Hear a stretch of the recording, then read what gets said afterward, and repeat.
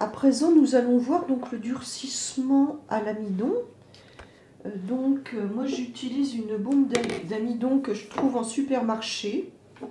Donc bon, ça vaut, je sais pas, 2-3 euros, comme ça. Alors ensuite, comme support, là je prends donc un coussin. Et je le recouvre après avec une serviette éponge, pour ne pas que l'amidon tâche et se répande partout sur le coussin. Et donc ensuite, pour ma cocotte, en fait, je n'ai pas de forme pour la maintenir gonflée. Et je vais donc utiliser une chiffonnette de ménage. Donc c'est un chiffon de ménage, hein, tout simplement. Donc je vais le rentrer ici, à l'intérieur. Alors j'ai laissé le fil de la tête, en fait, c'est pour faire la couture avec la crête, hein. Lorsque, tous les éléments seront un petit peu durcis. Donc voilà, donc je rentre le tissu à l'intérieur de l'ouvrage.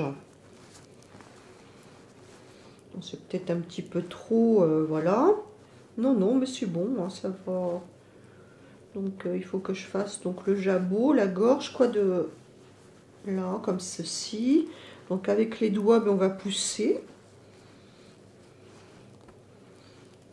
Donc voilà.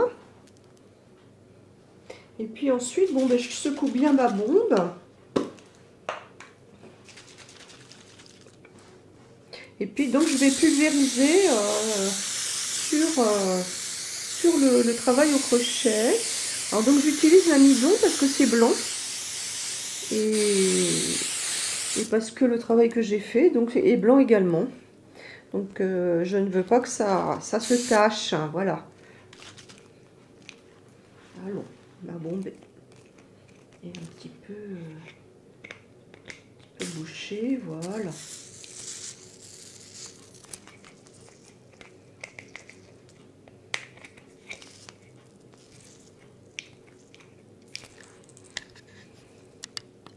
Voici, donc j'ai débouché l'orifice avec une aiguille de ma bombe, parce que l'amidon, en fait, ça sèche et puis ça devient dur, alors ça peut boucher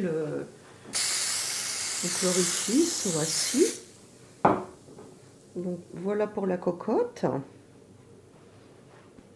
Ensuite, pour les autres éléments, eh bien je vais avoir besoin de les épingler, parce que là ça vrille, en fait, avec le travail. Donc ça, ce sont les petites joues. Alors moi j'utilise le coussin pour la facilité à piquer dedans. Que sinon vous avez la table à repasser, mais maintenant ils font des tables à repasser avec du métal et ça rentre pas toujours très bien. Voilà. Donc ça c'est la crête.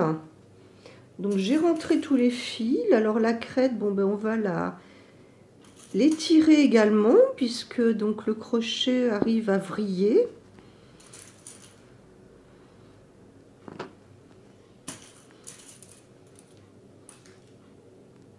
Donc on met des petites épingles un petit peu partout.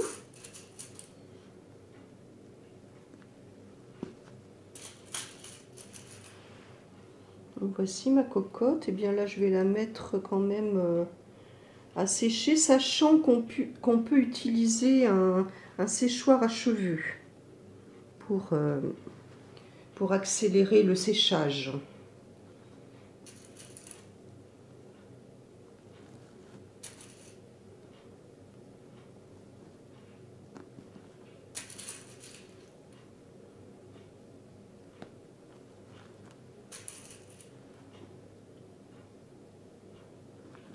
Donc le bec, donc j'ai laissé les fils du bec, mais je pense après que je vais le coudre comme ceci, plié en deux. Donc je vais peut-être le... Oh non, il se pliera quand même, hein. Non, c'est pas un durcissement hyper important. Et puis donc j'ai les deux ailes aussi, donc de ma cocotte. Donc les deux ailes, comme on a fait un tour de bordure, enfin 2 tours de bordure, elles ne vrillent pas, donc elles sont bien plates. Voilà, donc j'ai pas besoin de mettre 36 épingles. Donc je vais faire la même chose. Donc ici.